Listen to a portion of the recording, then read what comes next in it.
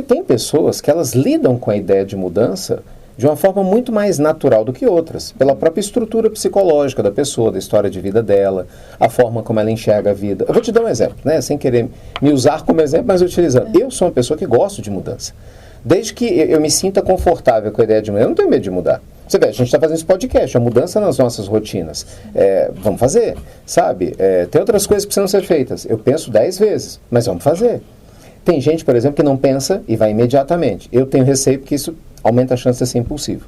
Mas, ao mesmo tempo, tem pessoas que não vão pensar 10 vezes, vão pensar 100. Aí corre o risco de ser procrastinador.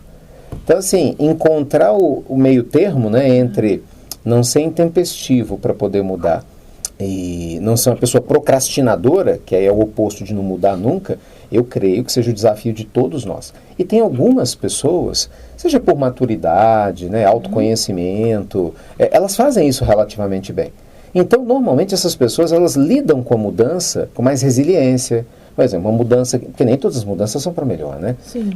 Com várias circunstâncias da vida. Uma pessoa desencarnou, você vai ter que se adaptar a essa mudança. É desagradável.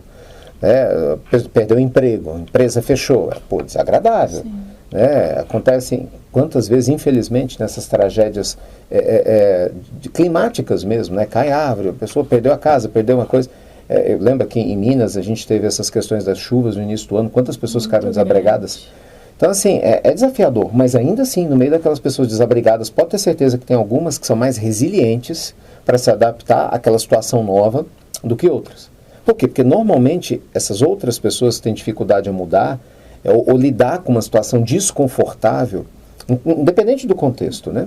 Normalmente são pessoas medrosas, elas são muito reticentes, são inseguras, elas têm muito receio de dar um passo em falso, se der errado, como que ela vai consertar.